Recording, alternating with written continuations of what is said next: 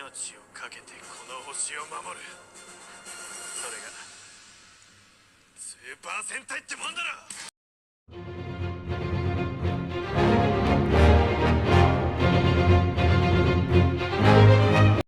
Episode 47.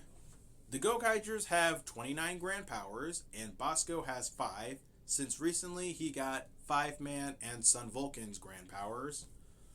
Both sides agree now's the time to settle matters for who gets the greatest treasure in the universe, so Bosow goes on the attack.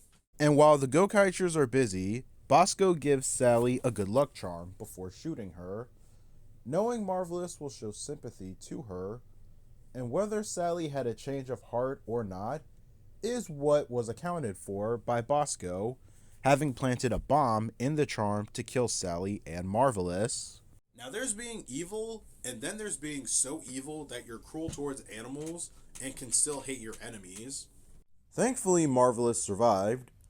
Before the bomb went off, Sally hid the bomb in herself and took the whole brunt of the blast. Marvelous is out, and everyone else goes after Bosow and ends up losing the battle and their Gokaiger Ranger keys. It is so horrifying watching the episode end with Bosow stepping on the Gokai Galleon, scaring the crap out of Navi.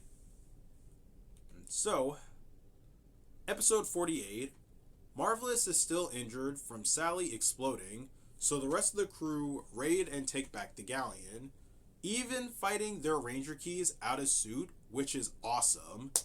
They get to Bosow and get back the Gokai Red Ranger key. Marvelous eventually arrives to save his crew, but before Marvelous and Bosow have their final battle, Bosow drops a truth bomb on him, the real truth about Akka Red, that he originates from Earth and was basically using them to obtain the greatest treasure in the universe, just to return all the Ranger keys back to the rightful owners. When you think about it, Akka Red has been kind of shady throughout this whole show, just withholding secrets and information that he deliberately didn't tell anyone. Like, he's not painted in a good light. But apparently, Marvelous has the coldest reply to say to that. 今の俺は赤き海賊団じゃない。この星に宇宙最大のお宝があり、それを手に入れるためのものが揃ってる。それだけで十分だ。俺たちゴーカイジャーの夢を邪魔するもんは誰であろうとぶっ潰す。てめえだろうが、残虐だろうが、赤レッドだろうがな。And the battle begins. And to make sure it sticks, Marvelous, being a different level hater, stabs Bosow's foot through his, pinning him down to slash him to death. And now, the Kaizoku Sentai have all 34 grand powers. Episode 49, The Greatest Treasure in the Universe. This is our last tribute episode, and since there are 2 episodes left, we gotta combine all the man seasons together. So the last couple of cameos from Vul Eagle 2 representing Sun Vulcan, Change Griffin representing Change Man, Green Flash representing Flash Man, Blue Mask representing Mask Man, and 5 Yellow representing 5 Man, basically acknowledging them into accepting their grand powers. Aside from that, Navi reveals to be the door to the greatest treasure in the universe. And when someone incidentally opens their chest of keys, Navi becomes a door and the treasure is down a hall. And there we have the greatest treasure in the universe, a pyramid that can grant a single wish. Everyone thinks they should wish for a universe without the Zenyak, but the treasure is powered by all 34 grand powers, so if they get their wish, Super Sentai will cease to exist. But more on that later. Insaran attacks the Gokai Galleon, and they proceed to fight and kill the Zenyak technician. And as the episode concludes, Zenyak fleets from all over the universe pull up to take over. Episode 50, Day of Battle. Gokaiger and Goseigers are summoning and using every grand power at their disposal and take down one army, but then another army pulls up and Team Gokaiger gets wiped out. The mech grand powers get sidelined, Gokaiger gets obliterated, and by a miracle, everyone survives. But the Zenyak are done messing around and will continue to destroy the Earth tomorrow. And this is where this finale becomes powerful. As everyone regroups, they encounter inspirations from people around and people they've helped throughout the show. For Ayam and Luca, it was a formerly pregnant mother and her two daughters. For Joe and Dawn, it was the scientist dad from Goseiger and Magi-Red's crush from Magi-Ranger. For Marvelous, it was the kid who wanted to fight back in episode 2 that inspired him to find value in Earth. And lastly, for Guy, it's Goshi, Mammoth Ranger from Zoo Ranger, encouraging him to use the greatest treasure in the universe at the cost of their lives. Except now, they don't want to. Why bother using the treasure if it means erasing what Super Sentai means to so many people? Their hope, their dreams, their prayers, the aspiring people Sentai creates, including the 35th Sentai. They leave it up to Guy to decide, and he shoots it, destroying it. Absolutely. The next day comes, and I freaking love this scene. The Gokaigers pull up for battle with their flag to post up right behind them. That is awesome. All my hype is here. Let's go. And thus comes the final battle. Episode 51, our final episode, Farewell Space Pirates. The Zenyak's main ship, the Gigant Horse, is in sight and range for Guy and Marvelous to ram the ship. But with the galleon still out of surface, how will they get up there? Easy.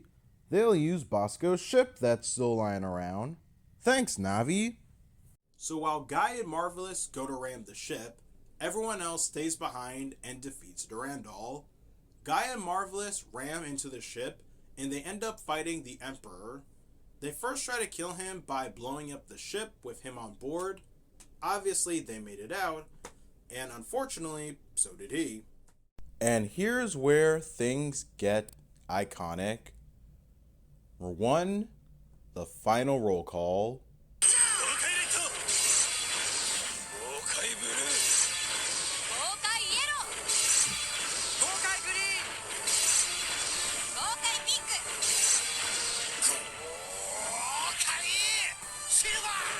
Two, the final battle, where the Gokaigers barrage the Emperor with Gokai changes. Aqua Ranger, whoever, anyone you see, they're in the final battle, whether it's Battle Cost, Kenya, whoever. They're changing into whoever Sentai for this final battle. Even the power-up modes, they go to them, shoot them up. They go to them. They use them all. Holy dongles, they go hard. Before I forget, after they're done changing, Marvelous says the hardest line ever to hear in a finale. He says, if you're going to complain, just save it for your kid when you see him in the afterlife.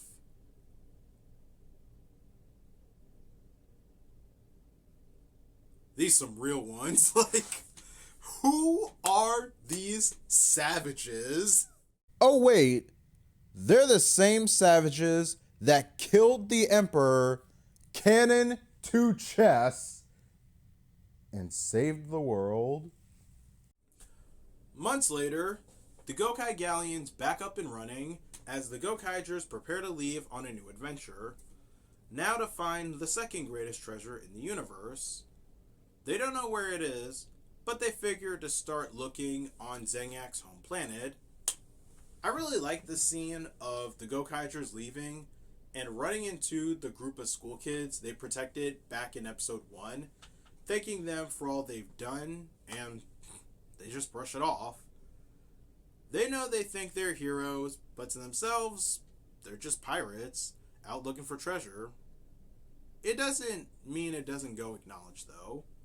Before our heroes leave to start their new adventure, they return all the Ranger keys to their rightful owners, and that's how the 35th anniversary ends.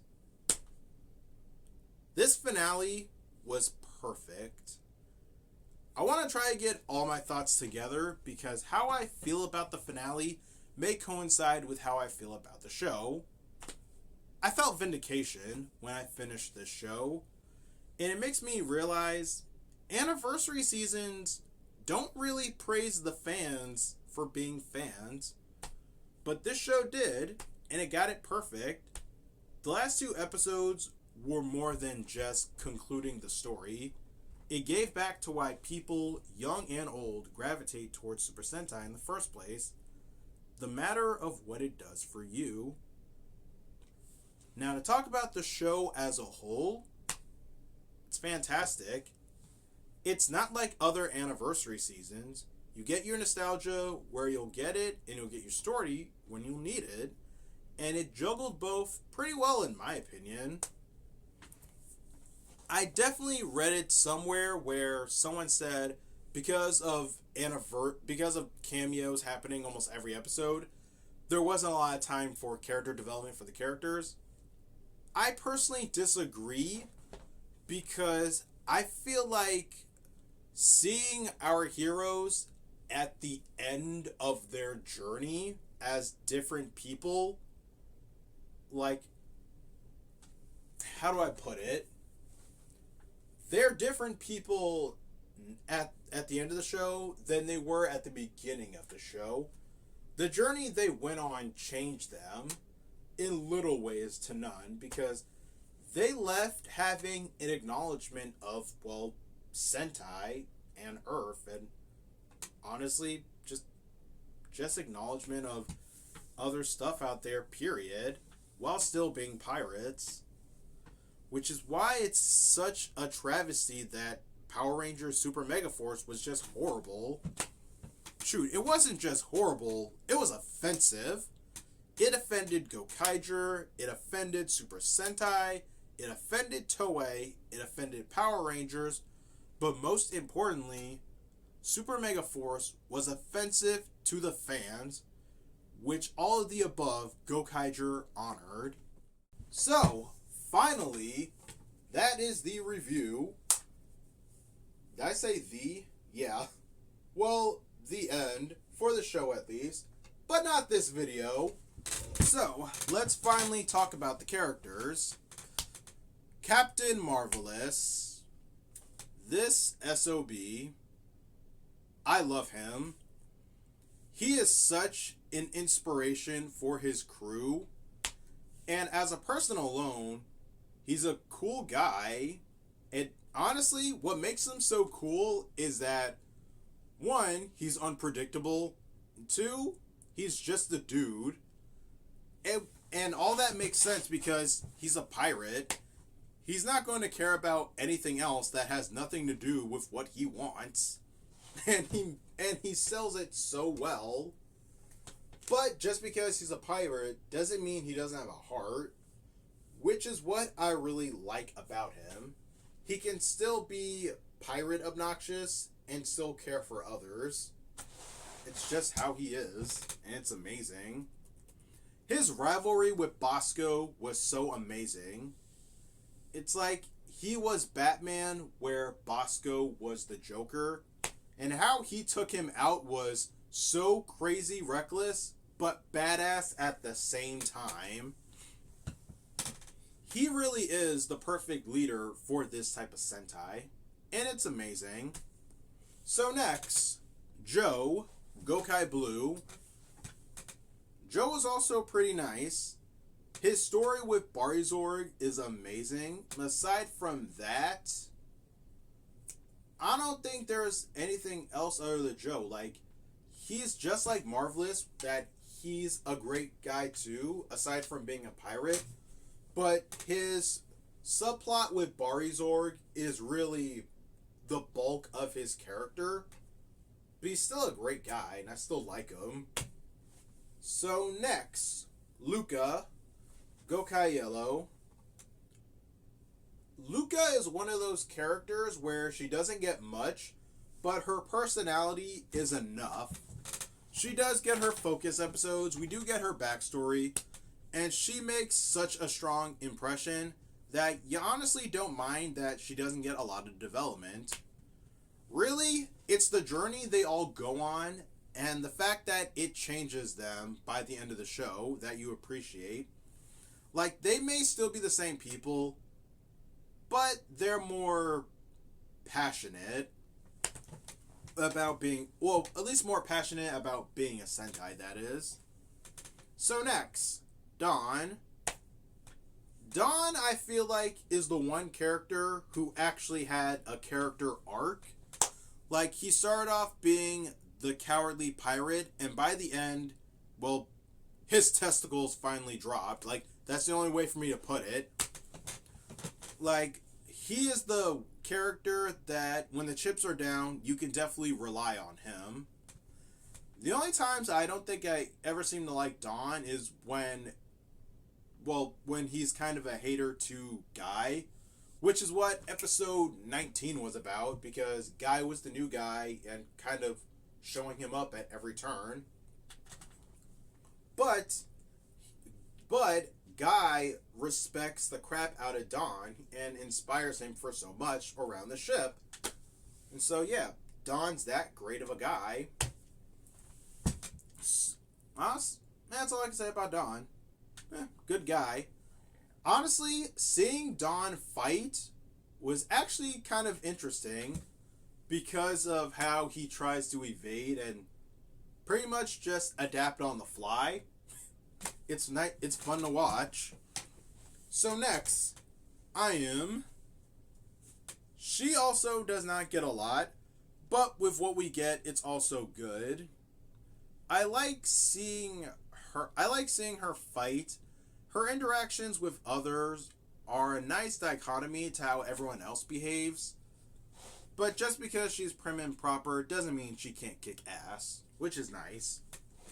Because that pirate side of in her, she can let it out. Like, that's her dog in her. But yeah, I like Ayum. Do I wish we had a bit more with her? Just about, because what focus we do get, she would seem to be paired with others. Like in the Geki Ranger tribute, she's paired with Dawn, and in the Go-Go 5 tribute, she's paired with Luca.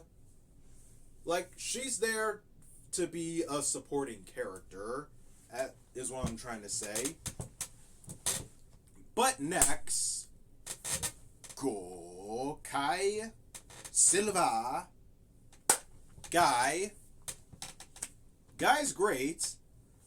Honestly, for as obnoxious as Guy seems to, I guess, behaves, it doesn't really bother me, and he's not really all that annoying.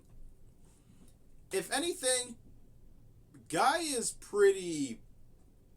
It's amazing how tolerable I find Guy, because of how hyper he is and so excitable about Sentai. It doesn't rub me the wrong way, because I know inside that's me, so I can't even front. But yeah, I love Guy. I love how loyal and dedicated he is to his team. I love how much of an influence they are on Guy. For him to decide what's more important, like using a Deus Ex Machina to save the universe, or fuck it, do the job themselves. And he chose right, and by the end, he's a full-fledged pirate for a reason. This show is worth its flowers. The characters are iconic. The villains are entertaining for the most part. All the action, story, everything is amazing. Could things have been better in some areas? Sure. But for what we get, Kaizoku Sentai Gokaiger is worth its hype. This is a show I've been wanting to review for years, just waiting for me to get enough subscribers to have an audience to actually see it and appreciate it. And it was worth the wait. And I'm hoping that I did not overhype this show for anyone during this review, because I do really like this show.